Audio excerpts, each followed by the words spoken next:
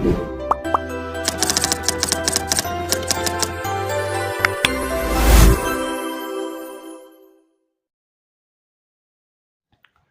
दोस्तों, welcome to transcend academy. तो अपने आशा राखું છું તમે બધા મજામાં છો, મસ્ત છો। તો આપણે જેટકોની 9 તારીખે એક્ઝામ છે, બરાબર? એના માટે આપણે મિશન જેટકો બહાર પાડેલું હતું, ઓકે। તો એની અંદર આપણે ઘણા બધા વિડીયો આપણે બનાવેલા છે। આ વિડીયોની અંદર આપણે ડીસી જનરેટર મોટર વિશે ચર્ચા કરશું, બરાબર? આની પહેલાં મેં જે લાઈવ લીધું હતું એમાં મેં થોડુંક ડીસી જનરેટર વિશે ભણાવ્યું હતું, પણ એમાં થોડાક વિડીયો ક્વોલિટીને એવું મને એવું લાગ્યું હજી એટલું પરફેક્ટ નથી, એટલે મેં અહીંયા એકદમ વ્યવસ્થિત ફટાફટ રિવિઝન કરી લઈએ જેટલું મેં એમાં ભણાવેલું હતું, તે પછી આપણે આગળ વધતા જઈશું, બરાબર? સૌથી પહેલાં તો કે જેટકો વિદ્યુત સહાયક ઇલેક્ટ્રિકલ અસિસ્ટન્ટ માટે, અને એવું નથી જેટકો માટે જીએસસીસીએલ તમે યુજીવીસીએલ જીએસસીસીએલની જો એની અંદરની હેલ્પરની તૈયારી કરતા હોય તો બધી જગ્યાએ લાગુ પડશે, બરાબર? યુજીવીસીએલની ઇલેક્ટ્રિકલ અસિસ્ટન્ટની આના પછી એક્ઝામ આવશે તો એ વિદ્યાર્થી મિત્રોને પણ આ મેઇન વસ્તુ તો સિદ્ધાંત તો સેમ જ રહેવાનો છે, એ જ આવવાનું છે, બરાબર? હવે સૌથી પહેલાં જોઈએ તો કે ડીસી જનરેટર શું કાર્ય કરે છે? તો કોઈ મિકેનિકલ એનર્જીનું ઇલેક્ટ્રિકલ એનર્જીમાં રૂપાંતર કરે છે, પહેલો ક્વેશ્ચન થઈ ગયો। ડીસી મોટર ઇલેક્ટ્રિકલ એનર્જીનું મિકેનિકલ એનર્જીમાં રૂપાંતર કરે છે। જનરેટર શું કરે છે? મિકેનિકલ એનર્જીનું ઇલેક્ટ્રિકલ એનર્જીમાં રૂપાંતર કરે છે। મોટર એનાથી ઊંધું કરી નાખે છે, ઇલેક્ટ્રિકલ એનર્જીનું મિકેનિકલ એનર્જીમાં રૂપાંતર કરે છે, બરાબર? હવે ડીસી જનરેટરની અંદર આપણે ઈએમએફની દિશા જાણવા માટે ફ્લેમિંગ્સના જમણા હાથનો નિયમ, બરાબર? એટલે FRR જમણા હાથનો નિયમ, જનરેટરમાં જમણો હાથ, આટલું મગજમાં રાખજો। હવે ડીસી મોટરની અંદર ડાબા હાથના નિયમનો ઉપયોગ થાય છે, બરાબર? તમને એમ કહે કે ભાઈ શું કહે છે કે એમાં કરંટની ડાયરેક્શન જાણવા માટે, તો કે ડાબા હાથનો નિયમનો ઉપયોગ થાય છે, બરાબર? ડીસી જનરેટર જે ફેરેડેના ઇલેક્ટ્રોમેગ્નેટિક ઇન્ડક્શનના સિદ્ધાંત ઉપર, ડાયનેમિકલી ઇન્ડ્યુસ ઈએમએફના સિદ્ધાંત ઉપર કાર્ય કરે છે, જ્યારે ટ્રાન્સફોર્મર છે મ્યુચ્યુઅલ ઇન્ડ્યુસ ઈએમએફના સિદ્ધાંત ઉપર કાર્ય કરે છે। લાગે તો બેમાં ફેરેડે જ છે, બરાબર? ફેરેડે ભાઈ શું કહે છે? તો કે ફેરેડે ભાઈ એમ કહે છે કે જ્યારે કોઈ આવી રીતના મેગ્નેટિક ફિલ્ડ હોય, બરાબર, કોઈ પણ મેગ્નેટિક ફિલ્ડને કરંટ કેરિંગ કંડક્ટર, આ એટલે જે વાહક કહેવામાં આવે છે, જેની અંદર કરંટ ફ્લો થાય છે, એને ફેરવવામાં અથવા એ મેગ્નેટિક ફ્લક્સને કટ કરે તો તેમાં ઈએમએફ ઇન્ડ્યુસ થાય, આટલું એ ફેરેડે ભાઈ કહે છે। કેટલો ઈએમએફ ઇન્ડ્યુસ થાય? તો કે અહીંયા ડાયનેમિકલી છે તો E બરાબર BLV વોલ્ટ। D એટલે ફ્લક્સ ડેન્સિટી, L એટલે આ વાહકની લંબાઈ, અને V એટલે વેલોસિટી, કેટલી સ્પીડથી ફરે છે, ઓકે? E બરાબર BLV વોલ્ટ। જો આ આપણે આ સીધું લિનિયર મોશન કરેલી છે, એટલે આવી રીતના લિનિયર મોશન, જો આવી રીતના એંગલ બનાવતો, આવી રીતના ગોળ ગોળ ફરતો હોય, બરાબર, આપણો કંડક્ટર, કારણ કે આર્મેચર છે તો એ આવી રીતના ગોળ ગોળ જ ફરવાનું છે 360 ડિગ્રી, તો તમારું ઈએમએફનું સૂત્ર થઈ જશે E બરાબર BLV sin θ, okay? BLV sin θ volt, આટલું તમારે મગજમાં રાખવાનું છે, ક્વેશ્ચન તમને પૂછી શકે છે। ક્લિયર અહીંયા સુધી? ફેરેડેના ઇલેક્ટ્રોમેગ્નેટિક ઇન્ડક્શનના સિદ્ધાંત ઉપર કાર્ય કરે છે, dynamically induce EMF, okay? Dynamically મતલબ ફરતો ભાગ, બરાબર? ત્યાર પછી કન્સ્ટ્રક્શન જોઈએ। ડીસી જનરેટર અને મોટરનું કન્સ્ટ્રક્શન સેમ છે, કોઈ ફેરફાર નથી, બરાબર? એટલે એક જ આપણા શું કહેવાય કે વિડીયોની અંદર કામ થઈ જાય। બે સિસ્ટમ છે, ફિલ્ડ સિસ્ટમ, આર્મેચર સિસ્ટમ। ફિલ્ડની અંદર પોલ આવશે, યોક આવશે અને ફિલ્ડ વાઇન્ડિંગ આવશે। આર્મેચરની અંદર આર્મેચર વાઇન્ડિંગ, કોમ્યુટેટર અને બ્રશ આવશે, બરાબર? એક એકનું કામ જોતા જઈએ તો કે ભાઈ પોલ છે, પોલ શું કરે છે? તો કે ભાઈ મેઇન વસ્તુ પોલ છે સિલિકોન સ્ટીલ, ડાયનેમો સ્ટીલના બનેલા હોય છે। સિલિકોન સ્ટીલ, ડાયનેમો સ્ટીલ શું કામ બનાવવામાં આવે છે? હિસ્ટેરિસિસ લોસ ઓછો કરવા માટે આપણે સિલિકોન સ્ટીલ, ડાયનેમો સ્ટીલનો ઉપયોગ કરીએ છીએ, બરાબર? લેમિનેશનનો ઉપયોગ કરીએ છીએ શેના માટે? તો કે ભાઈ આપણે એડી કરંટ લોસ ઓછો કરવા માટે લેમિનેશનનો ઉપયોગ કરીએ છીએ। પોલનું મેઇન કાર્ય શું છે? તો કે ફ્લક્સ ઉત્પન્ન કરવું ફિલ્ડ વાઇન્ડિંગની મદદથી, બરાબર? ફિલ્ડ વાઇન્ડિંગની મદદથી ફ્લક્સને ઉત્પન્ન કરે છે। પછી પોલ શું, ઓલી આર્ક જોયેલી હોય, બરાબર? પોલ શુંનું કાર્ય છે? ફ્લક્સને ફેલાવવાનું કાર્ય કોનું છે? તો કે પોલ શું, બરાબર? આટલું તમારે પોલમાં યાદ રાખવાનું છે। એના પછી આપણે શું જોવાનું છે? તો કે પોલ પછી આપણે યોક કેની બનેલી હોય છે? કાસ્ટ આયરનની બને, બહારની જે આઉટર બોડી તમે નળાકાર બોડી જોવો છો ને, યોક કહેવામાં આવે છે, કાસ્ટ આયરનની બનેલી છે। પોલને ટેકો આપવાનું કાર્ય કરે છે, અને બીજું ફ્લક્સને રિટર્ન પાથ આપવાનું કાર્ય કરે છે। આટલું તમને એમાંથી મગજમાં આવડવું જોઈએ, બરાબર? પછી ફિલ્ડ વાઇન્ડિંગ તો કે કોપરની કોઇલ હોય છે, એને ઇનેમલમાં, કોપર ઇનેમલની, બરાબર? ઇનેમલ એક પ્રકારનું વિસંવાદ એટલે ઇન્સ્યુલેટર હોય, એમાં ડુબાડવામાં આવે, એટલે આખા વાયરને ઇન્સ્યુલેટ કરવામાં આવે। એ કોઇલ છે બોબિન ઉપર વીંટાળી, બોબિન તમે કદાચ ઓલા સંચા તમારા ઘરે સંચો હોય સીવવાનું, તો એમાં બોબિન તમે જોયેલી હશે, તો એ બોબિન એટલે એવી રીતના સેમેસિટી વીંટાળી અને પોલ ઉપર આવી રીતના ફિક્સ કરવામાં આવે, બરાબર? પોલ ઉપર ફિક્સ કરવામાં આવે ફિલ્ડ વાઇન્ડિંગ, આપણું ફિલ્ડ વાઇન્ડિંગ। અને આ બધું ફિલ્ડ વાઇન્ડિંગ છે ને 2 પોલ હોય, 4 પોલ હોય, 6 પોલ હોય, તો સિરીઝમાં કનેક્ટ કરવામાં આવે છે ફિલ્ડ વાઇન્ડિંગને, બરાબર? હવે ફિલ્ડ વાઇન્ડિંગનું કાર્ય શું છે? તો કે ભાઈ એમની અંદર કરંટ ફ્લો થશે તો મેગ્નેટિક ફ્લક્સ મતલબ મેગ્નેટિક ફિલ્ડ ઉત્પન્ન થશે, એટલે ફ્લક્સ ઉત્પન્ન થશે, આપણે એવું કહીએ છીએ। એટલે આ આપણી ફિલ્ડ સિસ્ટમ છે। હવે આર્મેચર, તો કે armature same as it is, armature છે સિલિકોન સ્ટીલ, ડાયનેમો સ્ટીલનું બનેલું હોય છે હિસ્ટેરિસિસ લોસ ઓછો કરવા માટે। અને એડી કરંટ લોસ ઓછો કરવા માટે આપણે લેમિનેશનનું બનાવવામાં આવે છે, એક શીટ ભેરી કરવામાં આવે છે, આર્મેચરના પેરિફેરલ એટલે આઉટર બોડી ઉપર ખાંચા પાડવામાં આવે છે, જેને આપણે સ્લોટ કહીએ છીએ, બરાબર. આર્મેચર વાઇન્ડિંગના બે પ્રકાર છે, લેપ વાઇન્ડિંગ અને વેવ વાઇન્ડિંગ, બરાબર. લેપ વાઇન્ડિંગ અને વેવ વાઇન્ડિંગ બે વાઇન્ડિંગના પ્રકાર છે આર્મેચર વાઇન્ડિંગના. હવે નંબર ઓફ પેરેલલ પાથ, તો કે લેપ વાઇન્ડિંગમાં A બરાબર P, જો લેપમાં પ આવે ને પ AP A બરાબર P.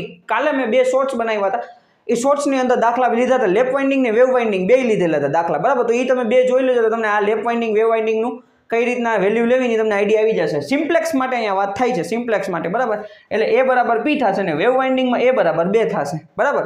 હવે લેપ વાઇન્ડિંગ ક્યાં ઉપયોગ થશે? લો વોલ્ટેજ હાઈ કરંટ, બરાબર. લેપ એટલે પેલા લો વોલ્ટેજ હાઈ કરંટ, અને વેવ વાઇન્ડિંગ તો કે ભાઈ અહીંયા આપણે લો એનું ઊંધું કરી નાખો, હાઈ વોલ્ટેજ લો કરંટ. ઓકે. લેપ વાઇન્ડિંગ ક્યાં ઉપયોગ થશે? તો કે ભાઈ લો વોલ્ટેજ હાઈ કરંટ, અને અહીંયા વેવ વાઇન્ડિંગ તો કે હાઈ વોલ્ટેજ લો કરંટ. લેપ વાઇન્ડિંગનો ઉપયોગ છે વેલ્ડિંગ ટ્રાન્સફોર્મર તરીકે પણ થાય છે, બરાબર. વેલ્ડિંગ ટ્રાન્સફોર્મર તરીકે આપણે ઘણી વખત આપણે વેલ્ડિંગમાં આપણે લેપ વાઇન્ડિંગ ડીસી જનરેટરનો ઉપયોગ થાય છે. અહીંયા સુધી ક્લિયર? ઓકે. હવે કોમ્યુટેટરનું કાર્ય છે. કોમ્યુટેટર શું કરે છે? તો ભાઈ બે ડીસી જનરેટર મોટરમાં બેમાં અલગ કાર્ય કરે છે. ઘણી વખત ક્વેશ્ચન આવે ડીસી, આપણે ડીસી જનરેટરનું યાદ રાખીને ગયા હોય ને મોટરનું પૂછ્યું ને આપણે એસીનું ડીસી કરી નાખીને આન્સર ખોટો આવે. જો ડીસી જનરેટર હોય તો એસીનું ડીસીમાં રૂપાંતર કરશે, મોટર હોય તો ડીસીનું એસીમાં રૂપાંતર કરશે. આટલું ખાસ મગજની અંદર રાખવાનું છે. કોમ્યુટેટર શેના બનેલા હોય છે? કોપરની પટ્ટીનું બનેલું હોય છે, એના ઉપર માઇકાનું વિસંવાહન એટલે માઇકાનું ઇન્સ્યુલેશન હોય છે. આ પણ ખાસ ધ્યાન રાખજો, જ્યાં કોમ્યુટેટર હોય ને એની આસપાસ માઇકાનું ઇન્સ્યુલેશન હોય છે. કોપર પટ્ટીથી કોપરના બનાવેલા હોય છે કોમ્યુટેટર. ઓકે, કોપરનું બનેલું હોય છે કોમ્યુટેટર. ક્લિયર? હવે તો પાછું એક વખત જોઈએ ડીસી જનરેટરમાં એસીનું ડીસી અને મોટરમાં ડીસીનું એસી. બ્રશ કેના બનેલા હોય છે? કાર્બન બ્રશ બનેલા હોય છે, બરાબર. કરંટને કલેક્ટ કરવાનું કાર્ય કરે છે, કરંટને કલેક્ટ કરવાનું કાર્ય કરે છે. બ્રશ કેના બનેલા છે? કાર્બનના હોય છે. હવે આ EMF ઇક્વેશન, બરાબર. E બરાબર 5ZnP એના છેદમાં 60A. આના ઉપરથી કાલે મેં દાખલા બે ગણાવેલા હતા, બરાબર. E બરાબર 5ZnP એના છેદમાં 60A. હવે જો બધી વસ્તુ જેમ કે આપણે એમ કહીએ કે P આપણે ZP અને આર્મેચર પેરેલલ પાથ, એ તો જ્યારે મોશિંગ બનાવ્યું ત્યારે જ હશે. તો હવે એ કોન્સ્ટન્ટ હોય તો EMF છે એ directly proportional to phi into n, flux અને સ્પીડના પ્રમાણમાં છે. અહીંથી તમને ખબર પડે ભાઈ ફ્લક્સ છે ને એ સ્પીડના ઇન્વર્સલી પ્રોપોર્શનલમાં છે. એક વસ્તુ સમજો તો કે phi is directly proportional to E by n અથવા n is directly proportional to E by phi. ફ્લક્સમાં વધારો થશે તો સ્પીડમાં ઘટાડો થશે, ફ્લક્સમાં ઘટાડો થશે તો સ્પીડમાં વધારો થશે. આ કોન્સેપ્ટ, આ રિલેશન તમારા મગજમાં હોવું જોઈએ. અને જો ફ્લક્સમાં વધારો થશે તો EMFમાં વધારો થશે, સ્પીડમાં વધારો થશે. આપણા મોટરની સ્પીડ વધશે તો EMF વધશે, સ્પીડ ઘટશે તો EMF ઘટશે. ડાયરેક્ટલી પ્રોપોર્શનલ છે રિલેશન, સમપ્રમાણમાં અને વ્યસ્ત પ્રમાણમાં. આ રિલેશન ખાસ ધ્યાન રાખજો, મોટરના સ્પીડ કંટ્રોલમાં તમારે આ કામ આવશે. મોટરની અંદર બેક EMFનું સૂત્ર આ જ લાગુ પડે, E બરાબર 5ZnP એના છેદમાં 60A, બરાબર. ત્યાર પછી જનરેટર મોટરના પ્રકાર, તો કે બે પ્રકાર છે, સેલ્ફ એક્સાઇટેડ, સેપરેટલી એક્સાઇટેડ. સેલ્ફની અંદર શું શું આવશે? તો કે ભાઈ shunt series compound, cumulative compound, differential compound, short shunt ને લોંગ શન્ટ, બરાબર. આટલા સેલ્ફ એક્સાઇટેડની અંદર લાગુ પડે છે. સેપરેટલી એક્સાઇટેડ એક જ હોય છે અને સેપરેટ ફિલ્ડ વાઇન્ડિંગને ડીસી સપ્લાય આપવામાં આવે છે. ઓકે, આટલી વસ્તુ તમને બેઝિક મેં આના આગળના લેક્ચર્સમાં મેં કરાવેલી હતી, બરાબર. હવે આનો સ્ક્રીનશોટ લઈ લો, પછી નેક્સ્ટ આપણે જોઈએ. ઓકે ફ્રેન્ડ્સ, આગળ આપણે ડીસી જનરેટર અને મોટર વિશે થોડુંક આપણે માહિતી લીધી. હવે આપણે ટાઈપ્સ ઓફ ડીસી જનરેટરની થોડુંક એડવાન્સ જોતા જઈએ, બરાબર, જે પરીક્ષાની અંદર ક્યાંક અમને કામ આવતું હોય છે, બરાબર. હવે સૌથી પહેલાં જોઈએ તો કે ડીસી શન્ટ જનરેટર, ત્યાર પછી ડીસી સિરીઝને, ક્યુમ્યુલેટિવ કમ્પાઉન્ડ ને ડિફરન્શિયલ કમ્પાઉન્ડ, બરાબર. હવે જો ડીસી શન્ટ જનરેટર, તો કે આર્મેચર વાઇન્ડિંગ અને આપણું ફિલ્ડ વાઇન્ડિંગ ને આર્મેચર બે એકબીજા સાથે પેરેલલમાં હોય છે, એટલે એને કીધું શન્ટ જનરેટર, બરાબર. શન્ટ એટલે પેરેલલ. હવે અહીંયા આર્મેચર અને આપણું ફિલ્ડ વાઇન્ડિંગ સિરીઝમાં કનેક્ટ કરેલું હોય છે, એટલે એને કીધું ડીસી સિરીઝ જનરેટર. અને બે મિક્સ થઈ જાય એટલે અહીંયા આપણી પાસે જો અહીંયા આર્મેચર આપણું શન્ટમાં છે પણ સિરીઝમાં પણ છે, એટલે એને કીધું આપણે ક્યુમ્યુલેટિવ કમ્પાઉન્ડ. એનાથી કનેક્શન ટર્મિનલ ચેન્જ કરી નાખું સિરીઝ વાઇન્ડિંગને, એટલે એને કીધું ડિફરન્શિયલ કમ્પાઉન્ડ. હવે અહીંયા જુઓ તો કે શન્ટ જનરેટર છે, અહીંયા આર્મેચર રેઝિસ્ટન્સ છે, આ આપણો શન્ટ રેઝિસ્ટન્સ છે. અહીંથી કરંટ IA ફ્લો થાય છે, તો IA ના બે ભાગ પડે છે, આર્મેચર કરંટના ISH plus IL load current, બરાબર. હવે આપણે જોવાનું શું છે, બરાબર, તો કે ભાઈ મારે ISH ની વેલ્યુ જોઈ છે, તો ISH બરાબર V/RSH. ટર્મિનલ વોલ્ટેજ છે, પેરેલલ છે, એટલે વોલ્ટેજ સરખા હોય એટલે V/RSH. પછી આપણે IL ની વેલ્યુ જોઈ છે, તો V/RL. લોડ રેઝિસ્ટન્સની વેલ્યુ ખબર હોય એટલે આપણને V/RL એટલે IL મળી જાય. બેયનો સરવાળો કરો એટલે ટોટલ આર્મેચર કરંટ આપણને મળી જશે, બરાબર. હવે અહીંયા આપણે સૂત્ર બનાવવું હોય, બરાબર, તો કે V = E - IA/RA. આ એનું સૂત્ર બનશે, બરાબર. EMF minus output = input minus losses. આટલું આ પ્રમાણે જોવાનું છે. V = E - IA/RA. E એટલે EMF છે, V એટલે ટર્મિનલ વોલ્ટેજ છે, બરાબર.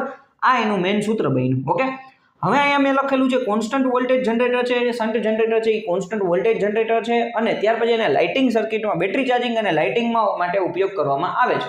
અહીંથી ઉપયોગ મેં અહીંયા લખી દીધા છે એટલે આપણે ફટાફટ કામ થઈ જાય. બરાબર, ખાસ મગજમાં રાખવાનું છે કે જે શન્ટ વાઇન્ડિંગ છે, શન્ટ વાઇન્ડિંગનો રેઝિસ્ટન્સ વધારે હશે. બરાબર, અને નંબર ઓફ ટર્ન્સ પણ વધારે હશે. પાતળો તાર હશે શન્ટ વાઇન્ડિંગની અંદર. બરાબર, જે તાર છે એ પાતળો હશે. આપણું જે આ ફિલ્ડ વાઇન્ડિંગ છે ને, ફિલ્ડ વાઇન્ડિંગ, એના તાર પાતળા હશે, નંબર ઓફ ટર્ન્સ વધારે છે કારણ કે એનો રેઝિસ્ટન્સ વધારે રાખવા માટે. બરાબર, આ એક ક્વેશ્ચન તમને ઘણી વખત પૂછાઈ શકે છે શન્ટ વાઇન્ડિંગની અંદર, શન્ટ જનરેટરની અંદર. હવે આપણે વયા જાય ડીસી સિરીઝ જનરેટરની અંદર. ડીસી સિરીઝની જનરેટરની અંદર તમે જુઓ તો કે ભાઈ આર્મેચર અને આપણું જે ફિલ્ડ વાઇન્ડિંગ છે બે સિરીઝમાં કનેક્ટ કરેલું છે. તો એનો મતલબ એવો થયો કે ભાઈ IA is equal to ISE is equal to IL. Load current એ સરખો છે, ISE સિરીઝમાં કરંટ સરખો હોય, આટલું આપણને મગજમાં છે. બરાબર, સિરીઝ વાઇન્ડિંગમાં કરંટ સરખો હોય તો એનો મતલબ બધા કરંટ સરખા છે. ક્લિયર? હવે આપણે આનું ઇક્વેશન શું થશે તો કે V is equal two E minus IARA, એટલે કે આનો લોસ પછી ISE RSE, આ series winding field winding, minus ISE RSE. આટલું લખો તો પણ ચાલે. હવે ISE છે એ જ આપણો IA છે તો હું આમ લખું V is equal two E minus IARA minus IARSE. તો IA ને કોમન કાઢી લે તો equation, main equation E minus IA કૌંસમાં RA વત્તા RSE, રેઝિસ્ટન્સનો સરવાળો થાય. આ આપણું મેઇન ઇક્વેશન થઈ ગયું. બરાબર, ડીસી સિરીઝ જનરેટર છે તો એ રેલવેમાં બૂસ્ટર તરીકે ઉપયોગ કરવામાં આવે છે, ટ્રેક્શન મોટરમાં એનો ઉપયોગ કરવામાં આવે છે. બરાબર, ડીસી સિરીઝ જનરેટર ટ્રેક્શનની અંદર ક્યાં તો કે રીજનરેટિવ બ્રેકિંગમાં, DC series generator, series motor હોય છે એનો ઊંધું ફેરવા માંડે એટલે ડીસી સિરીઝ જનરેટર તરીકે ઉપયોગ કરવા માંડશે. બરાબર, તો આટલું સિરીઝ જનરેટર વિશે તમારે મગજમાં રાખવાનું છે. તમને ક્વેશ્ચન આ પૂછાઈ શકે છે કે ભાઈ તને કરંટ સરખા હોય છે, ત્યાર પછી જે આ સિરીઝ વાઇન્ડિંગ હોય છે આના નંબર ઓફ ટર્ન્સ ઓછા હોય છે, નંબર ઓફ ટર્ન્સ ઓછા હોય છે ને એમાંથી લોડ કરંટ ફ્લો થાય છે તો એના તાર જાડો હોય છે. આ ક્વેશ્ચન તમને પૂછાય છે. નંબર ઓફ ટર્ન્સ ઓછા હોય છે, રેઝિસ્ટન્સ ઓછો હોય છે, તાર છે એરિયા વધારે જાડો તાર હોય છે, કાં તો વધારે લોડ કરંટ એમાંથી જ ફ્લો થાય છે. ઓકે, આટલી વસ્તુ તમારે ત્યાંથી મગજમાં રાખવાની છે. ક્યાં ઉપયોગ થશે? બૂસ્ટર અને ટ્રેક્શન તરીકે. ઓકે, ક્યુમ્યુલેટિવ કમ્પાઉન્ડની અંદર તમે જો તો સિરીઝ ને શન્ટને બેને ભેરું કરી દો એટલે ક્યુમ્યુલેટિવ કમ્પાઉન્ડ થઈ ગયું. આની કેરેક્ટરિસ્ટિક આ બેને ભેરે કરી દે એના જેવી થશે. ઉપયોગ ક્યાં થાય છે તો કે ડોમેસ્ટિક લાઇટિંગમાં થાય છે. આમાં તમારે ખાલી એટલું જ મગજમાં રાખવાનું છે, ટોટલ ફ્લક્સ છે ને, total flux phi is equal two phi plus phi થશે. બરાબર, ટોટલ ફ્લક્સ કેવો છે તો કે બે ફ્લક્સનો સરવાળો થશે, phi શન્ટ ફ્લક્સ અને સિરીઝ ફ્લક્સ. આમાં જો કયો ફ્લક્સ હતો તો કે ભાઈ શન્ટ, આમાં તો કે ઓનલી સિરીઝ. બરાબર, જ્યારે આમાં તો કે ભાઈ બે ફ્લક્સ થઈ ગયા. બરાબર, phi is equal two phi plus phi. હવે ડિફરન્શિયલ કમ્પાઉન્ડની અંદર તમે જુઓ ને, બરાબર, ડિફરન્શિયલ કમ્પાઉન્ડમાં તો જો કનેક્શન તમે જો ટર્મિનલ અહીંથી ઊંધા થઈ જાય છે, કરંટની ડાયરેક્શન અહીંયા ચેન્જ થઈ જાય છે સિરીઝ વાઇન્ડિંગની અંદર. એનો મતલબ કે શન્ટ અને સિરીઝ વાઇન્ડિંગના કરંટની ડાયરેક્શન અલગ હશે તો ટોટલ ફ્લક્સ આવી રીતના થશે, phi is equal two phi sh minus phi se. અહીંયા બાદબાકી થશે, phi sh minus phi se થશે. બરાબર, એટલે ખાસ ધ્યાન રાખવાનું છે કે જ્યારે લોડ વધે ને, લોડ કરંટ વધે ને તો ફ્લક્સ ઘટે, ટોટલ ફ્લક્સમાં ઘટાડો થાય. શું કામ? ડિફરન્શિયલ કમ્પાઉન્ડમાં કરંટની ડાયરેક્શન ઊંધી છે એટલે ટોટલ ફ્લક્સમાં ઘટાડો થાય. બરાબર, આમાં તમારે આટલું યાદ રાખવા જેવું છે. બાકી આ સિરીઝ ને શન્ટનું કોમ્બિનેશન જ છે. બરાબર, આનો સ્ક્રીનશોટ લેવો હોય તો સ્ક્રીનશોટ લઈ લો. હવે આપણે લોસીસ ઇન ડીસી જનરેટર અને મોટર વિશે ચર્ચા કરીએ. બરાબર, તો કે ભાઈ ડીસી જનરેટર મોટરમાં બેમાં સમાન પ્રકારના લોસ થાય છે. બરાબર, ડીસી જનરેટર મોટરની અંદર 3 પ્રકારના લોસ થાય છે. બરાબર, કોપર લોસ, આયરન લોસ અને મિકેનિકલ લોસ. જ્યારે ટ્રાન્સફોર્મર ભણો તો એમાં મિકેનિકલ લોસ ન આવે કારણ કે એ સ્થિર સ્ટેટિક ડિવાઇસ છે. ઓકે, સૌથી પહેલા તો કે ભાઈ કોપર લોસની અંદર વાત કરીએ તો કે કોપર લોસની અંદર કોપર લોસનું બીજું નામ છે વાઇન્ડિંગ લોસ. શું કામ? કારણ કે આર્મેચર એટલે કે જે કંઈ પણ વાઇન્ડિંગ છે, વાઇન્ડિંગના રેઝિસ્ટન્સને લીધે જે લોસ થાય છે તેને કીધું કોપર લોસ અથવા વાઇન્ડિંગ લોસ. બરાબર, તો કે એમાં 3 પ્રકારના, armature copper loss, field copper loss અને બ્રશના કોન્ટેક્ટના અવરોધના કારણે થતો કોપર લોસ. બરાબર, આ 3 પ્રકારના લોસ થાય છે. આર્મેચરની અંદર જે લોસ થાય છે એને કીધું armature copper loss, series field અને સિરીઝ શન્ટ. બરાબર, એટલે શન્ટ ફિલ્ડ કોપર લોસ એટલે સિરીઝ વાઇન્ડિંગમાં અને શન્ટ વાઇન્ડિંગમાં જે લોસ થાય છે ને, અને બ્રશના કોન્ટેક્ટને લીધે બ્રશ ડ્રોપ કહેવામાં આવે છે. બરાબર, ઘણી વખત દાખલાની અંદર તમને 1 કે 2 વોલ્ટ બ્રશ ડ્રોપ બતાવવામાં આવે છે. ઓકે, તો આ રીતના આપણી પાસે કોપર લોસ 3 પ્રકારના થયા. હવે એક વસ્તુ સમજો, કોપર લોસ એટલે શું તો કે ભાઈ CU લોસ, આવી રીતના હું લખું છું, copper loss directly proportional two I²R ખાલી એટલું રાખીએ. બરાબર, કરંટના વર્ગના પ્રમાણમાં બદલાય છે. બરાબર, અને રેઝિસ્ટન્સ જેટલો હોય એના પ્રમાણે કરંટ આપણો કોપર લોસ થશે. બરાબર, વાઇન્ડિંગનો જેટલો રેઝિસ્ટન્સ હશે, કરંટમાં ફેરફાર થયો તો કોપર લોસમાં ફેરફાર થશે. ખાસ તમારા મગજમાં યાદ રાખો, આર્મેચર કોપર લોસ એટલે આર્મેચરમાં થાય છે. ફિલ્ડ કોપર લોસ તો આપણી પાસે 2 ફિલ્ડ છે, શન્ટ અને સિરીઝ. તો શન્ટમાં જો લોસ થાય ને એને કીધું શન્ટ ફિલ્ડ કોપર લોસ, સિરીઝની અંદર જે લોસ થાય છે એને કીધું સિરીઝ ફિલ્ડ કોપર લોસ. હવે શન્ટ ફિલ્ડ કોપર લોસ છે ને એ કોન્સ્ટન્ટ લોસ છે કારણ કે એનો કરંટ છે ને એ કોન્સ્ટન્ટ છે. બરાબર, શન્ટ જનરેટર માટે. અથવા શન્ટ મોટર હોય તો પણ એનો જે કરંટ છે એ કોન્સ્ટન્ટ હોય એટલે shunt field copper loss constant loss કહેવામાં આવે છે. સિરીઝ ફિલ્ડ તો કંઈ વેરિયેબલ લોસ છે, કરંટની સાથે બદલાશે. બ્રશના કોન્ટેક્ટને લીધે બ્રશને લીધે જે લોસ થાય છે એને કીધું આપણે બ્રશ ડ્રોપ, બરાબર. એટલે અહીંયા આપણે કોપર લોસની વાત કમ્પ્લીટ કરી. ખાસ આ તમને ક્વેશ્ચન પૂછાઈ શકે છે. અને બીજી વસ્તુ ભાઈ આપણો જે શન્ટ ફિલ્ડ કોપર લોસ છે એ કોન્સ્ટન્ટ લોસની અંદર આવે છે. ત્યાર પછી આયરન લોસ, હિસ્ટેરિસિસ લોસ અને એડી કરંટ લોસ. તો હિસ્ટેરિસિસ અસરને લીધે જે લોસ થાય છે એને કીધું આપણે હિસ્ટેરિસિસ લોસ, બરાબર. હિસ્ટેરિસિસ લોસ ઓછો કરવા માટે આપણે સિલિકોન સ્ટીલ, ડાયનેમો સ્ટીલનો ઉપયોગ કરીએ છીએ, બરાબર. સિલિકોન સ્ટીલ અથવા ડાયનેમો સ્ટીલનો ઉપયોગ કરીએ છીએ. એડી કરંટ લોસ તો એડી કરંટની જે ઇફેક્ટને લીધે જે લોસ થાય છે એને કીધું eddy current loss. Eddy current loss ઓછો કરવા માટે આપણે લેમિનેશનનો ઉપયોગ કરીએ છીએ, બરાબર. આટલું તમને ક્વેશ્ચન આવી શકે છે. આયરન લોસ તો કે જે આયરન બોડીની અંદર જે થાય છે, બરાબર, એને કીધું આયરન લોસ. આનું બીજું નામ છે કોર લોસ, બરાબર. કોર લોસ પણ ઘણી વખત કહેતા હોય છે. પછી મિકેનિકલ લોસ. મિકેનિકલની અંદર ફ્રિક્શન ને વિન્ડેજ. ફ્રિક્શન એટલે શું? તો બેરિંગના ઘર્ષણને કારણે જે થાય છે ને જે લોસ એને કીધું ફ્રિક્શન લોસ. વિન્ડેજ લોસ તો કે ભાઈ જ્યારે આપણો જનરેટર ફરે છે તો એનો હવાનો એને સામનો કરવો પડે છે તો એને કીધું આપણે વિન્ડેજ લોસ, બરાબર. એટલે મિકેનિકલની અંદર બે પ્રકારના લોસ થશે, ફ્રિક્શન અને વિન્ડેજ. આ એક વસ્તુ ખાસ તમારા મગજની અંદર રાખવાની છે, બરાબર. બીજી વસ્તુ તમને કહું કે ફ્રિક્શન લોસ છે ને ડાયરેક્ટલી પ્રોપોર્શનલ ટુ સ્પીડ છે. Windage loss directly proportional to સ્પીડના વર્ગના પ્રમાણમાં છે, બરાબર. જે આપણું જે પવન લોસ છે, જે વિન્ડેજ લોસ, એ સ્પીડના વર્ગના પ્રમાણે છે. કદાચ ક્યાંક ક્વેશ્ચન પૂછાઈ જાય તો તમને કામ લાગી જાય, બરાબર. હવે જે કામના છે ને એ બે આ છે, બરાબર. તમને ક્વેશ્ચન એવો પૂછે સ્ટ્રે લોસ એટલે શું? તો કે iron loss plus mechanical loss એને સ્ટ્રે લોસ કહેવામાં આવે છે. આયરન લોસ, કેટલા આયરન લોસ, હિસ્ટેરિસિસ ને એડી, અને મિકેનિકલ લોસ એડ કરી દો એટલે આ બેયને એડ કરી દો એટલેથી આપણે સ્ટ્રે લોસ. પછી ક્વેશ્ચન એવો પૂછે કે ભાઈ કોન્સ્ટન્ટ લોસ એટલે શું? કોન્સ્ટન્ટ લોસ શું છે? તો કે ભાઈ સ્ટ્રે લોસ અને મેં તમને અહીંયા કીધું હતું shunt field copper loss. Shunt field copper loss આ કેવા છે? કોન્સ્ટન્ટ લોસ છે, બરાબર. સ્ટ્રે લોસ એટલે કે ભાઈ સિમ્પલ વસ્તુ, આયરન લોસ, મિકેનિકલ લોસ અને શન્ટ ફિલ્ડ કોપર લોસ આ બધાય કેવા લોસ છે? તો કે ભાઈ કોન્સ્ટન્ટ લોસ છે. એનો મતલબ એવો થયો કે armature copper loss, series field copper loss અને બ્રશ ડ્રોપ આ બધાય વેરિયેબલ લોસની અંદર લાગુ પડશે, બરાબર. આવા નાના નાના ક્વેશ્ચન તમને પૂછાઈ શકે છે. બધાય ખાસ એટલે જ વિડીયો વ્યવસ્થિત રીતે જોશો એટલે તમને મગજમાં બેસી જશે, બરાબર. એટલે લોસ વિશે તમારે આટલું મગજમાં રાખવાનું છે. એક વખત ફટાફટ રિવાઇઝ લઈ લે. 3 પ્રકારના લોસ છે, કોપર લોસ, આયરન લોસ અને મિકેનિકલ લોસ. કોપરની અંદર તો કે આર્મેચર કોપર લોસ, પછી ફિલ્ડ કોપર, એમાં સિરીઝ અને શન્ટ, બરાબર. સિરીઝ અને શન્ટ, એમાંય શન્ટ ફિલ્ડ કોપર લોસ કેવો છે? કોન્સ્ટન્ટ લોસ છે. ત્યાર પછી બ્રશ ડ્રોપ, ઓકે, બ્રશના જે રેઝિસ્ટન્સને લીધે થાય છે એટલે એને બ્રશ ડ્રોપ કીધું. પછી આપણે શું કીધું? આયરન લોસની અંદર બે ક્યાં? Hysteresis loss, eddy current loss. Hysteresis loss ઓછો કરવા માટે આપણે સિલિકોન સ્ટીલ, ડાયનેમો સ્ટીલનો ઉપયોગ કરીએ છીએ. એડી કરંટ લોસ ઓછો કરવા માટે તો કે ભાઈ આપણે લેમિનેશનનો ઉપયોગ કરીએ છીએ, બરાબર. પછી મિકેનિકલની અંદર ફ્રિક્શન ને વિન્ડેજ તો કે ભાઈ જે ઘર્ષણને લીધે જે લોસ થાય છે, બેરિંગના ઘર્ષણ એને કીધું ફ્રિક્શન લોસ. વિન્ડેજ તો હવાનું જે આપણે સામનો કરવો પડે છે એને લીધે જે લોસ થાય છે એને કીધું વિન્ડેજ લોસ, બરાબર. સ્ટ્રે લોસ કોને કહેવામાં આવે છે? તો કે iron plus mechanical. Constant loss તો કે stray loss plus shunt field copper loss. આટલું તમને આવડતું હોવું જોઈએ. સ્ક્રીનશોટ લઈ ગયો. ઓકે ફ્રેન્ડ્સ, હવે આપણે ડીસી જનરેટરમાં આગળ વધીએ, બરાબર. ડીસી જનરેટરનો એક સરસ મજાનો ટોપિક લઈએ, આર્મેચર રિએક્શન. હવે આર્મેચર રિએક્શન શું છે, બરાબર? આમાંથી કદાચ જે ક્વેશ્ચન આવે ડાયરેક્ટ એ જ લઈ લીધા છે, બરાબર. બાકી કંઈ વધારે તમને ડાયરેક્ટ સમજવાનું જોઈએ. તમે જોશો, વિડીયો જોશો એટલે તમને આપોઆપ મગજમાં બેસતું જશે. આર્મેચર રિએક્શન એટલે આર્મેચર ફ્લક્સની મુખ્ય ફિલ્ડ ફ્લક્સ ઉપર અસર. આર્મેચર છે, તમે એક વસ્તુ સમજો, ડીસી જનરેટર છે, બરાબર. આપણે અહીંયા હું દોરું છું તો આવી રીતના આ આપણું મેઇન ફિલ્ડ છે. આ જે છે ને એ મેઇન ફિલ્ડ છે, બરાબર. હવે અહીંયા આપણે વચમાં આર્મેચર દોરેલું છે તો આર્મેચરનું પોતાનું મેગ્નેટિક ફિલ્ડ ઉત્પન્ન થાય છે. તો આર્મેચરનું મેગ્નેટિક ફિલ્ડ આપણા મેઇન ફિલ્ડને અસર કરે છે. આ ઇફેક્ટ્સને આપણે આર્મેચર રિએક્શન કહીએ છીએ. હવે આના લીધે શું થાય છે ખબર છે? આપણો જે ફ્લક્સ છે ને આવી રીતના વંકાય છે, બરાબર. આ મેઇન ફ્લક્સ આવી રીતના ઉપર થાય છે, બરાબર.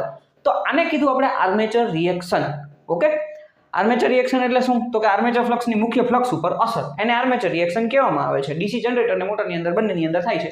હવે આર્મેચર રિએક્શનની બે અસર છે, ડીમેગ્નેટાઇઝિંગ ને ક્રોસ મેગ્નેટાઇઝિંગ. બે અસર થાય આર્મેચર ડીમેગ્નેટાઇઝ. તેને કારણે મુખ્ય ફ્લક્સમાં ઘટાડો થાય છે. બરાબર. ફ્લક્સ છે ને એ ઓછો થાય છે, ડીમેગ્નેટાઇઝ. ક્રોસ મેગ્નેટાઇઝિંગ તો તેને કારણે ફ્લક્સ અસ્વ્ય એટલે વંકાઈ જાય છે. ફ્લક્સ આમ ફ્લો થવો ને એની જગ્યાએ આમ ફ્લો થશે, આમ, બરાબર. ક્રોસ મેગ્નેટાઇઝિંગ અસર કીધી એટલે ક્રોસમાં વયો જશે. આને કારણે મુખ્ય ફ્લક્સમાં અસ્તવ્યસ્ત થાય છે. એટલે આ બે અસર છે આર્મેચર રિએક્શનની, ડીમેગ્નેટાઇઝિંગ, ક્રોસ મેગ્નેટાઇઝિંગ. આમાંથી તમને ક્વેશ્ચન આવી શકે છે, ઓકે.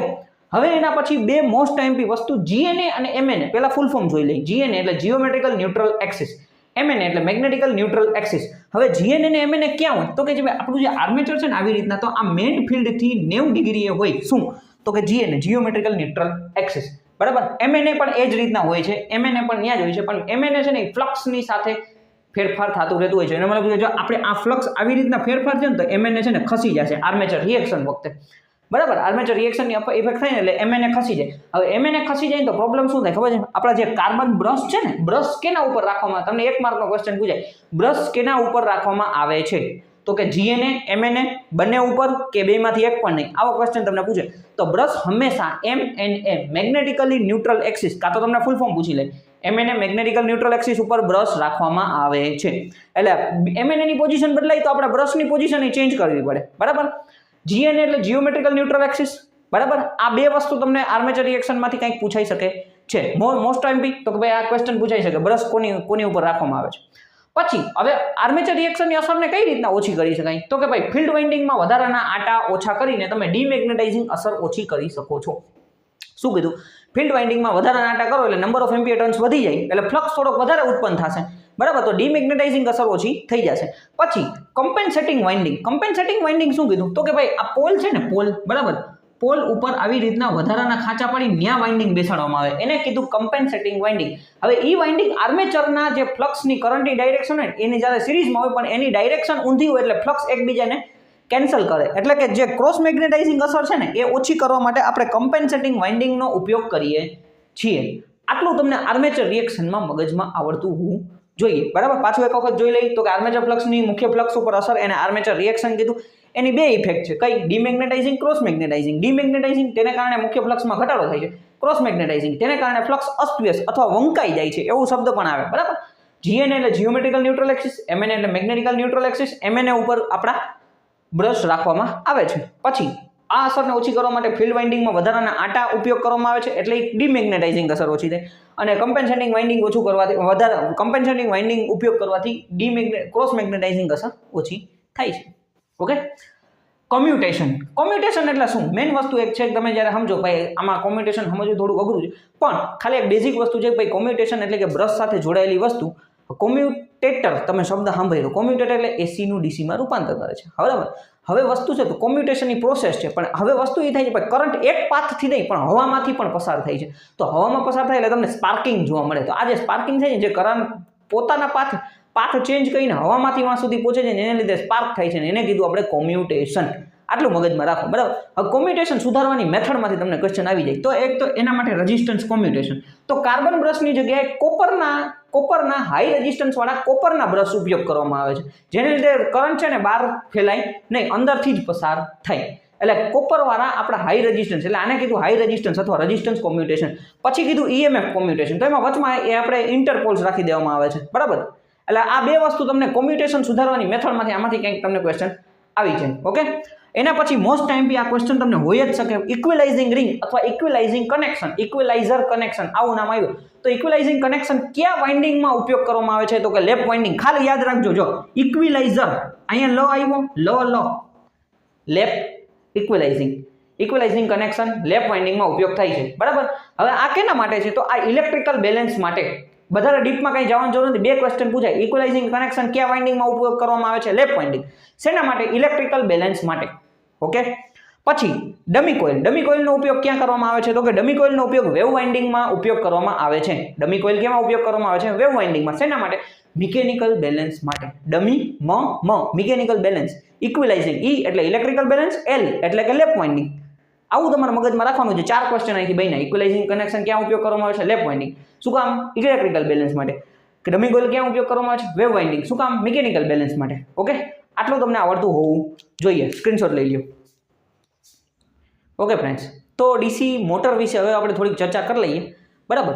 સૌથી પહેલાં તમને એમ કહે છે ડીસી મોટર. તો કે ડીસી મોટર કયા સિદ્ધાંત ઉપર કાર્ય કરે છે? તો આપણે પહેલાં જ જોયું હતું ડીસી મોટર છે એ શું કરે છે? ઇલેક્ટ્રિકલ એનર્જીનું મિકેનિકલ એનર્જીમાં રૂપાંતર કરે છે. એ ફેરેડેના ઇલેક્ટ્રોમેગ્નેટિક ઇન્ડક્શનના સિદ્ધાંત મુજબ કાર્ય કરે છે. પણ ફરક એટલો છે કે જ્યારે કોઈ કરંટ કેર મતલબ કે મેગ્નેટિક ફિલ્ડની વચ્ચે કરંટ કેરિંગ કંડક્ટર અંદર કરંટ પસાર કરવાનું, તો એના ઉપર ટોર્ક લાગુ પડે છે, એટલે મોટર ફરશે. ઓમાં શું હતું? જનરેટરમાં આપણે કરંટ લેવાનો છે, એટલે આપણે એને ફેરવશું. બરાબર. આપણે આર્મેચરને ફેરવશું એટલે પાવર જનરેટ થશે એટલે એને કીધું જનરેટર. હવે આપણે શું કરશું, હવે સપ્લાય આપશું, આર્મેચરને સપ્લાય આપશું એટલે એમાં ઉપર ટોર્ક લાગુ પડશે, ટોર્ક લાગુ પડશે એટલે મોટર ફરશે એટલે આને કીધું આપણે મોટર. આ બેમાં આટલો ડિફરન્સ છે. બરાબર. તો હવે અહીંયા ઉત્પન્ન થાય છે બેક EMF. બરાબર. બેક EMF પહેલા પછી આપણે થોડુંક જોઈ લઈએ. તો કે એક બેઝિક મોટર આપેલું છે, જનરેટર કરતાં ઊંધી. જનરેટર તમને જે ભણાવ્યું ને એની ઊંધી ડાયરેક્શન કરી નાખો એટલે એ મોટર થઈ ગઈ. કરંટની ડાયરેક્શન ઊંધી કરવાની એટલે મોટર. એક બેઝિક સૂત્ર થઈ જશે V બરાબર EB પ્લસ IARA. હવે V છે ને ઇનપુટ થઈ જશે તો input is equal two output plus losses. V બરાબર EB પ્લસ IARA. બરાબર. બેક EMF નું સૂત્ર શું છે? 5ZNP એના છેદમાં 60A. બરાબર. હવે બેક EMF ક્યાંથી આવ્યું તમે એક વસ્તુ સમજો. તો કે ભાઈ આપણે શું કહી છે, તો કે ભાઈ મેગ્નેટિક ફિલ્ડમાં એની અંદર કરંટ કઈ કંડક્ટર જેની અંદર કરંટ પસાર થાય છે એવો કંડક્ટર મૂકવામાં આવે તો તે એમાં ઉપર ટોર્ક લાગુ પડે છે. ટોર્ક લાગુ પડ્યો એટલે એ ફરવાનું ચાલુ થયું. હવે તો કે ભાઈ ફેરેડે ભાઈએ શું કીધું કે ભાઈ જ્યારે કોઈ મેગ્નેટિક ફિલ્ડને કરંટ કઈ કંડક્ટર કટ કરશે તો તેમાં EMF ઉત્પન્ન થશે. ઓકે. તો હવે થયું એવું કે મોટર ફરી, મતલબ આર્મેચર ફર્યું એટલે મેગ્નેટિક ફિલ્ડ કટ થયું. મેગ્નેટિક ફિલ્ડ કટ થયું તો એમાં EMF ઇન્ડ્યુસ થયું. હવે આ EMF લેન્ઝના નિયમ પ્રમાણે જેના દ્વારા એ ઉત્પન્ન થાય છે એનો વિરોધ કરે છે. તો કેના દ્વારા બેક EMF ઉત્પન્ન થયું? તો કે ભાઈ મોટરના ફરવાને લીધે. બરાબર. એની અંદર કરંટ ફ્લો થયો, કરંટ પસાર કર્યો એટલે મોટર ઉપર ટોર્ક લાગ્યો ને એ ફર્યું. તો મોટરનો જે કરંટ અંદર જેને લીધે મોટરનો ટોર્ક લાગુ પડે છે એ કરંટનો એ વિરોધ કરે છે એટલે એને કીધું બેક EMF. બરાબર. આ બેક EMF નું સૂત્ર આપણા EMF જેવું જ છે. બરાબર. અહીંથી ખાસ ધ્યાન રાખો, back EMF directly proportional to φ into n એટલે ફ્લક્સ અને સ્પીડના પ્રમાણમાં હોય છે અને સ્પીડ કંટ્રોલિંગ અહીંથી લાગુ પડશે. n ઇઝ ઇક્વલ ટુ લખી નાખું. બરાબર. n is equal to directly proportional to EB by φ. Flux વધશે તો સ્પીડ ઘટશે, ફ્લક્સ ઘટશે તો સ્પીડ વધશે. આ ખાસ ધ્યાન રાખવાનું છે, આપણે સ્પીડ કંટ્રોલિંગમાં કામ લાગશે. પછી ટોર્કનું સૂત્ર લખેલું છે. બરાબર. Torque is equal two force into distance અથવા રેડિયસ અહીંયા લખો, F ઇન્ટુ R લાગુ પડશે. 1/2π φ ZP એના છેદમાં A એને ગુણ્યા IA. ઓકે. આ એનું ટોર્કનું સૂત્ર છે. તમારે કામનું છે આ torque directly proportional to φ into IA. Armature current અને ફ્લક્સના સમપ્રમાણમાં છે. ટોર્ક કોના સમપ્રમાણમાં છે? આર્મેચર કરંટ અને ફ્લક્સના સમપ્રમાણમાં છે. બરાબર. તો એટલે આ તમારા માટે કામનું છે. ઓકે. ફ્લક્સ વધશે તો ટોર્ક એ વધશે, ફ્લક્સ ઘટશે ટોર્ક ઘટશે. ડન. પણ પાછા ભાઈ અહીંથી એ ખબર પડે કે ભાઈ ફ્લક્સ અને આર્મેચર કરંટ એકબીજાના ઇન્વર્સલી પ્રોપોર્શનલ છે. બરાબર. હવે એના પછી જોઈએ તો કે ભાઈ પાવરનું સૂત્ર છે 2π/nt એના છેદમાં 60. ક્યારેક આ યાદ રાખી લેજો કે એમાં કદાચ નાનકડો દાખલો પૂછી લે તો આવી રીતના 2π/nt એના છેદમાં 60 આ મોટરનું પાવરનું સૂત્ર છે. ટોર્ક તમને એમ કે આર્મેચર પાવર ગોતો તો અહીંયા TA આવી જશે. સાફ્ટ ટોર્ક કઈ તો TS આવી જશે, બાકી કાંઈ છે નહીં. એ 2π/nt ના છેદમાં 60 યાદ રાખવાનું છે. Speed regulation. તો કે સ્પીડ રેગ્યુલેશન એટલે શું? મોટરની સ્પીડ, નો લોડ સ્પીડ અને ફૂલ લોડ સ્પીડ વચ્ચેનો તફાવત. પર્સન્ટેજ સ્પીડ રેગ્યુલેશન, નો load speed minus full load speed એના છેદમાં ફૂલ લોડ સ્પીડ એને ગુણ્યા 100. આને કીધું સ્પીડ રેગ્યુલેશન. એટલે કે ભાઈ નો લોડ ઉપર હાલે તો કેટલી ફરે છે અને ફૂલ લોડ ઉપર આવે તો એના આટામાં મતલબ એની જે આરપીએમમાં ઓછો થાય છે, વધારો ઘટાડો થાય છે એ જોવા માટે આપણે આ સ્પીડ રેગ્યુલેશન જોઈએ છે. નો load speed minus full load speed એના છેદમાં ફૂલ લોડ સ્પીડ એને ગુણ્યા 100. હવે મોટરના ફરવાની દિશા જો આપણે ઉલટાવી હોય તો આ ક્વેશ્ચન તમને પૂછાઈ શકે છે. કોઈ પણ એક જ વાઇન્ડિંગના ટર્મિનલ ચેન્જ કરવાના છે, કાં તો ફિલ્ડ વાઇન્ડિંગના ટર્મિનલ ચેન્જ કરો કાં તો આર્મેચરના. જો બેયના ટર્મિનલ ચેન્જ કરી નાખ્યા તો મોટર ઈને એ જ દિશામાં ફરશે. ઓકે. એટલે ફિલ્ડ વાઇન્ડિંગના ટર્મિનલ તમારે બદલાવાના છે કાં તમારે આર્મેચર વાઇન્ડિંગના ટર્મિનલ બદલાવાના છે. ઓકે. મોટરના ફરવાની દિશા બદલાવવા માટે. ડન. આ 1 માર્કનો ક્વેશ્ચન તમારે થઈ ગયો અહીંથી. ઓકે. હવે સ્પીડ કંટ્રોલ મેથડ. તો એના માટે 3 મેથડ છે: ફિલ્ડ કંટ્રોલ, આર્મેચર કંટ્રોલ અને વાટ લિયોનાર્ડ પદ્ધતિ. બરાબર. સ્પીડ કંટ્રોલ, મોટરનું સ્પીડ એટલે આપણે કેમ ગાડી ચલાવતા હોય તો લીવર દઈએ તો સ્પીડ વધે, લીવર ઓછું કરીએ સ્પીડ ઘટે. તો એવી જ રીતના મોટરનું સ્પીડ કંટ્રોલ કરવું છે, વધારો ઘટાડો કરવો છે, તો એના માટે 3 મેથડ છે. ફિલ્ડ કંટ્રોલ એનો મતલબ આર્મેચરનું આપણું સ્વરૂપ ફિલ્ડ વાઇન્ડિંગની અંદર રેઝિસ્ટન્સ એડ કરવામાં આવે છે. આને આ બે મેથડને કહેવામાં આવે રેઝિસ્ટન્સ મેથડ. બરાબર. એટલે કરંટ કંટ્રોલ કરીને સ્પીડમાં ફેરફાર કરવામાં આવે. હવે તો કે ભાઈ ફિલ્ડ વાઇન્ડિંગની અંદર એક્સ્ટ્રા રજિસ્ટર એડ કરવામાં આવે, રજિસ્ટરની વેલ્યુ ઉપર નીચે કરીને આપણે સ્પીડ કંટ્રોલ કરવામાં આવે છે એટલે એને કીધું ફિલ્ડ કંટ્રોલ. પછી આર્મેચર કંટ્રોલ. તો આર્મેચરની સાથે સિરીઝમાં રજિસ્ટર જોડીને એના કરંટમાં ફેરફાર કરવામાં આવે એટલે એને કીધું આર્મેચર કંટ્રોલ. હવે આ બે મેથડના કંઈક ફાયદા ગેરફાયદા છે પણ એને ઓવરકમ કરે છે વાટ લિયોનાર્ડ મેથડ. આનું ખાસ ધ્યાન રાખજો. આ વોલ્ટેજ કંટ્રોલ મેથડ છે. વાટ લિયોનાર્ડ મેથડ શું છે? વોલ્ટેજ કંટ્રોલ મેથડ છે. ઓકે. ત્યાર પછી સ્ટાર્ટર તમે ભણેલા હશો. સ્ટાર્ટરની જરૂરિયાત શું છે? તો કે ભાઈ જ્યારે મોટર શરૂઆતમાં સ્ટાર્ટ થાય છે ત્યારે 5 થી 7 ગણો કરંટ વધારે લઈ છે. હવે આ જો મોટર દિવસમાં વારંવાર ચાલુ કરવાની હોય તો વાઇન્ડિંગને નુકસાન થઈ શકે છે. અમુક સમય માટે જ વાઇન્ડિંગને નુકસાન થઈ જાય અથવા લાંબા ગાળે વાઇન્ડિંગમાં ઇન્સ્યુલેશન ડેમેજ થઈ જાય એ ન થાય એના માટે આપણે મોટરને સ્ટાર્ટર દ્વારા ચાલુ કરીએ છીએ. અને બીજું તો સ્ટાર્ટરનું કામ શું છે? એક તો સ્ટાર્ટિંગ કરંટને લિમિટ કરવા માટે અને ઓવરલોડ પ્રોટેક્શન આપે છે. શોર્ટ સર્કિટ અને ઓવરલોડ સામે અથવા હેવી આપણે સ્ટાર્ટિંગ કરંટ અને ઓવરલોડ સામે પ્રોટેક્શન આપે છે, બરાબર. 3 પ્રકારના સ્ટાર્ટર છે, 3 પોઈન્ટ સ્ટાર્ટર, 4 પોઈન્ટ સ્ટાર્ટર અને 2 પોઈન્ટ સ્ટાર્ટર. ક્વેશ્ચન તમને એવો પૂછાઈ શકે કે 3 પોઈન્ટ સ્ટાર્ટર અને 4 પોઈન્ટ સ્ટાર્ટર ક્યાં વપરાય છે? તો શન્ટ અને કમ્પાઉન્ડ મોટર માટે, શન્ટ અને કમ્પાઉન્ડ મોટર માટે. 2 પોઈન્ટ સ્ટાર્ટર તો કે સિરીઝ મોટર માટે વપરાય છે. 2 પોઈન્ટ સ્ટાર્ટર તમને ક્વેશ્ચન એવો પૂછવામાં આવે સિરીઝ મોટર માટે કયા પ્રકારનું સ્ટાર્ટર વપરાય છે? તો કે 2 પોઈન્ટ. 2 પોઈન્ટ સ્ટાર્ટર શેના માટે વપરાય? કઈ મોટરમાં વપરાય છે? Series motor. સિરીઝ મોટર માટે 2 પોઈન્ટ સ્ટાર્ટર, 3 પોઈન્ટ ને 4 પોઈન્ટ શન્ટ અને કમ્પાઉન્ડ મોટર માટે, બરાબર. આપણા એનવીસી ને એવું બધું તમે એમાં જોયેલું હશે, બરાબર. આ ક્વેશ્ચન જે બને ને એ જ મેં અહીંયા લખેલા છે. ક્લિયર? તો મોટર વિશે તમને આટલું નોલેજ હોવું જોઈએ. હજી 1-2 ટોપિક છે એ આપણે નેક્સ્ટ જોઈએ. આનો સ્ક્રીનશોટ લઈ લો. ઓકે ફ્રેન્ડ્સ, ડીસી મોટરમાં આગળ ચર્ચા કરીએ, બરાબર. મોસ્ટ ટાઈમથી સરસ મજાનો ટોપિક છે ડીસી મેક્સિમમ એફિશિયન્સીની કન્ડિશન. ડીસી જનરેટર મોટર અને ટ્રાન્સફોર્મરમાંથી આ ક્વેશ્ચન પૂછાય, કન્ડિશન ફોર મેક્સિમમ એફિશિયન્સી, બરાબર. તો કે જો ડીસી જનરેટર હોય અથવા મોટર હોય ને તો એની અંદર કન્ડિશન થશે વેરિયેબલ લોસ જ્યારે કોન્સ્ટન્ટ લોસ જેટલા થાય છે ત્યારે મેક્સિમમ એફિશિયન્સી મળશે, બરાબર. ડીસી મોટર હોય કે જનરેટર હોય બંનેમાં સેમ વસ્તુ આવશે. Variable loss is equal two constant loss. Variable એટલે જે ચલ છે, મતલબ કે જેમાં ફેરફાર થાય, એટલે copper loss is equal two iron loss કહી શકો.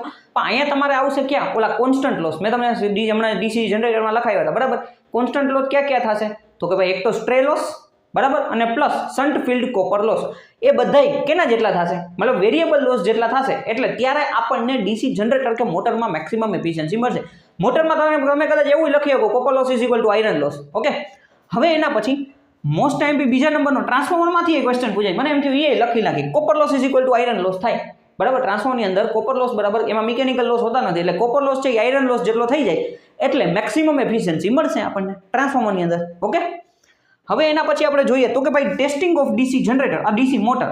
આ ડીસી મોટરમાં 2 પ્રકારના ટેસ્ટ છે. એક તો બ્રેક ટેસ્ટ, મતલબ ડાયરેક્ટ ને ઇનડાયરેક્ટ, બરાબર. ડાયરેક્ટનો મતલબ શું થાય કે ભાઈ ડાયરેક્ટ એને લોડ સાથે કનેક્ટ કરી દેવામાં આવે છે, બરાબર. પણ મોટી મોટરો હોય, બરાબર, તો એના માટે અથવા મોટો લોડ આપણે મેળ કરી શકીએ, એટલે એના માટે ડાયરેક્ટ ટેસ્ટ જરૂરી, મતલબ કે બહુ આપણે ખર્ચાળ થઈ જાય. એટલે એના માટે ઇનડાયરેક્ટ ટેસ્ટ આવે, જેમાં લોડમાં ડાયરેક્ટ કનેક્ટ કરવામાં આવતા નથી. એટલે ડાયરેક્ટ અને ઇનડાયરેક્ટ, બરાબર. તો કે ડાયરેક્ટ ટેસ્ટની અંદર બ્રેક ટેસ્ટ, કદાચ તમે ડ્રમ વાળું ને એવું તમે જોયેલું હશે, બરાબર. તો એને કહેવામાં આવે છે બ્રેક ટેસ્ટ. અને ઇનડાયરેક્ટ ટેસ્ટમાં આવશે સ્વાઇનબર્ન ટેસ્ટ, બરાબર. સ્વાઇનબર્ન ટેસ્ટ એને ઇનડાયરેક્ટ ટેસ્ટ કહેવામાં આવે છે. ઓકે, આ ટેસ્ટિંગમાંથી તમને આટલું પૂછાઈ શકે છે. મોસ્ટ ટાઈમ ટોપિક તમારો છે maximum efficiency, DC generator, DC motor માટે વેરિયેબલ લોસ બરાબર કોન્સ્ટન્ટ લોસ, ટ્રાન્સફોર્મર માટે કોપર લોસ બરાબર આયરન લોસ. ઓકે, હવે આપણે ઉપયોગો જોઈ લઈ. તો હું એક આ બુકમાંથી હમણાં તમને છે ને અહીંયા સાઈડમાં હું ફોટો રાખી દઈશ, બરાબર. તો તમને દેખાતો છે, એટલે લખવાનો થોડોક ટાઈમ બચી જાય. તો કે જો ડીસી શન્ટ મોટર છે તો એની લાક્ષણિકતા શું છે? તો કે મોટર ગતિ લોડની સાપેક્ષ લગભગ અચળ હોય છે, એટલે શન્ટ મોટરને કોન્સ્ટન્ટ સ્પીડ મોટર કહીએ છીએ. શન્ટ મોટર કેવી કહેવામાં આવે છે? કોન્સ્ટન્ટ સ્પીડ મોટર, બરાબર. અચળ ગતિ છે, સ્ટાર્ટિંગ ટોર્ક મીડિયમ છે ને ગતિની સ્પીડ કંટ્રોલ શક્ય છે. તો આનો ઉપયોગ, શન્ટ મોટરનો ઉપયોગ બ્લોઅરમાં, પંખામાં, લેથ મશીનમાં, સેન્ટ્રીફ્યુગલ પંપમાં, રેસિપ્રોકેટિંગ પંપમાં, મશીન ટૂલ્સમાં બધી જગ્યાએ શન્ટ મોટરનો ઉપયોગ કરવામાં આવે છે. પછી ડીસી સિરીઝ મોટર, તો કે ભાઈ મોટરની ગતિ લોડ સાથે બદલાય છે. સ્પીડમાં લોડમાં ફેરફાર થાય તો સ્પીડમાં ફેરફાર થશે. તો અને વેરિયેબલ સ્પીડ મોટર તરીકે ઓળખાય છે. હાઈ સ્ટાર્ટિંગ ટોર્ક છે, આપણા જે ડીસી સિરીઝ મોટરનો સ્ટાર્ટિંગ ટોર્ક હાઈ છે, સ્પીડ કંટ્રોલ શક્ય છે. તો એનો ઉપયોગ ઇલેક્ટ્રિકલ ટ્રેક્શન, સૌથી મોસ્ટ ટાઈમપી ક્વેશ્ચન ઇલેક્ટ્રિકલ ટ્રેક્શન જ છે. પછી કન્વેયર બેલ્ટ, ક્રેન, હોસ્ટ અને ટ્રોલી કારમાં ડીસી સિરીઝ મોટરનો ઉપયોગ થાય છે. પછી સામે ડીસી કોમ્યુલેટિવ કમ્પાઉન્ડ મોટર, તો કે મોટરની ગતિ લોડ સાથે બદલાય છે, સ્ટાર્ટિંગ ટોર્કને બદલી શકાય છે અને ગતિ નિયંત્રણ શક્ય છે. તો rolling machine, elevator, conveyor, air compressor, punching machine, heavy પ્લેનરમાં મોસ્ટ આપણે ક્યુમ્યુલેટિવ કમ્પાઉન્ડ મોટરનો ઉપયોગ થાય છે. પછી ડિફરન્શિયલ કમ્પાઉન્ડનો ઉપયોગ કંઈ ખાસ હોતો નથી. ખાસ એટલું જોઈ લો, મોટરની ગતિ લગભગ અચળ છે, ઓછો સ્ટાર્ટિંગ ટોર્ક છે ને ગતિ નિયંત્રણ શક્ય છે, બરાબર. એટલે આટલું તમને છે ને આવડતું હોવું જોઈએ આ એપ્લિકેશન ઓફ ડીસી મોટરમાંથી, બરાબર. કે ભાઈ આ તમને આવડી જાય તો તમને પ્રોબ્લેમ ના આવે. ઓકે ફ્રેન્ડ્સ, આ વિડીયોની અંદર આપણે ડીસી જનરેટર અને મોટર આખું કવર કરી લીધું, બરાબર. નેક્સ્ટની અંદર આપણે ઇન્ડક્શન મોટર અને સિંક્રોનસ મોટર, અલ્ટરનેટર ને બધું જોઈ લેશું. ઓકે, તમને આ વિડીયો કેવો લાગ્યો ખાસ કમેન્ટમાં કહેજો, બરાબર. કંઈ પણ તમને ક્વેશ્ચન હોય તો કમેન્ટ કરી શકો છો, તો પર્સનલ મેસેજ કરી શકો છો. Okay, thank you for watching this video. Like, share and subscribe ટ્રાન્ઝેટ એકેડમી.